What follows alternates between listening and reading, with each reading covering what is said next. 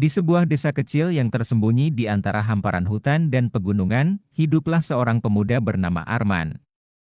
Desa itu tampak sederhana dengan jalanan berbatu yang berkelok, rumah-rumah kayu yang rapat, dan kebun-kebun yang terawat rapi. Meskipun suasana desa itu damai dan sepi, bagi Arman, ada rasa ingin tahu yang menggelora tentang dunia luar yang jauh lebih luas dan kompleks. Dunia yang jauh dari kehidupan pedesaan yang ia jalani setiap hari. Arman adalah anak seorang petani. Sejak kecil, ia telah terbiasa dengan pekerjaan berat di ladang, membantu ayah dan ibunya.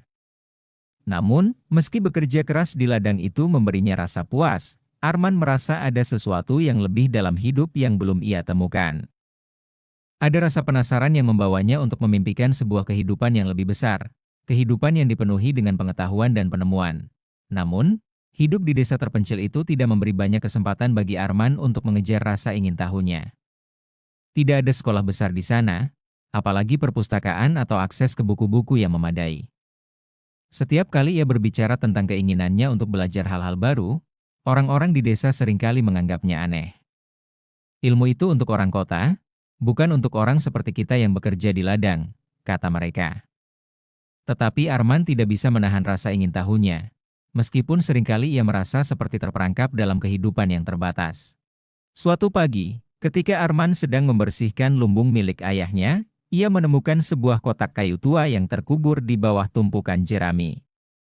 Kotak itu sudah usang, dan ketika dibuka, di dalamnya terdapat sebuah buku besar yang sampulnya hampir robek. Buku itu penuh dengan tulisan tangan, dan meskipun kertasnya sudah menguning, tulisan di dalamnya masih sangat jelas. Buku itu berisi berbagai pengetahuan, mulai dari sejarah, filosofi, hingga ilmu alam dan matematika. Bagi Arman, menemukan buku ini ibarat menemukan harta karun. Ia membawanya pulang dengan perasaan gembira dan penasaran. Setiap malam, setelah selesai membantu orang tuanya di ladang, Arman duduk di bawah cahaya lampu minyak di ruang tamu yang sederhana. Ia membuka halaman demi halaman buku itu dengan penuh semangat. Setiap topik yang dibaca memberinya pemahaman baru tentang dunia, tentang alam semesta, dan tentang kehidupan. Arman merasa seolah-olah dunia yang ia kenal selama ini mulai berubah.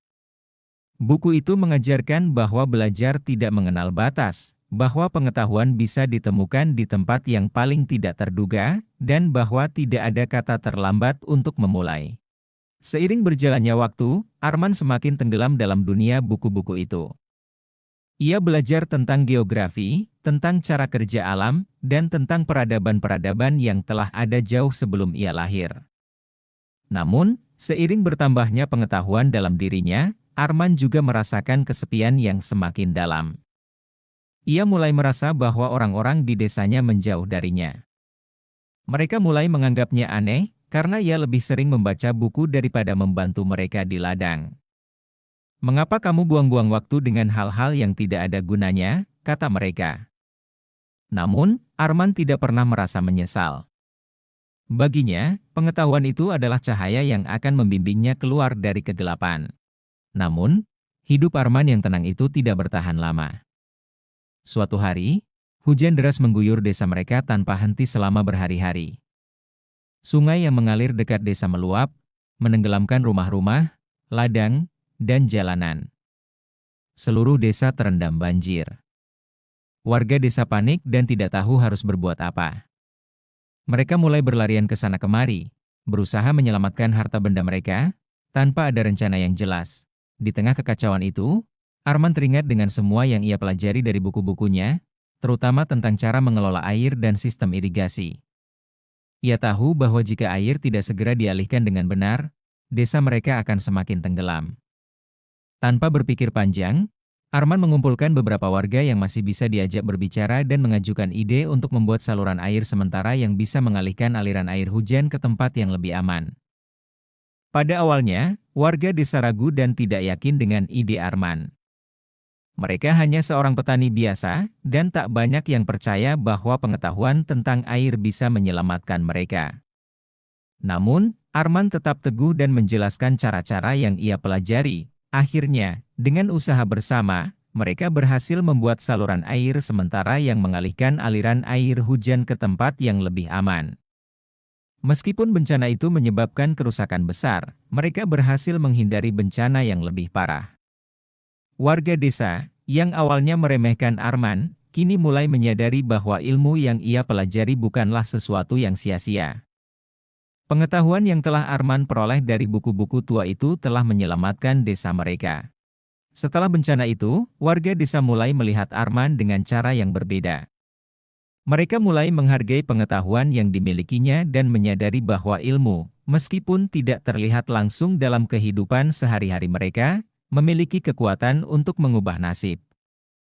Warga desa mulai bertanya kepada Arman tentang hal-hal yang telah ia pelajari. Arman pun mulai mengajarkan mereka, satu persatu, tentang pentingnya pendidikan dan bagaimana ilmu dapat diterapkan dalam kehidupan mereka. Seiring berjalannya waktu, Arman menjadi seorang pengajar di desa mereka.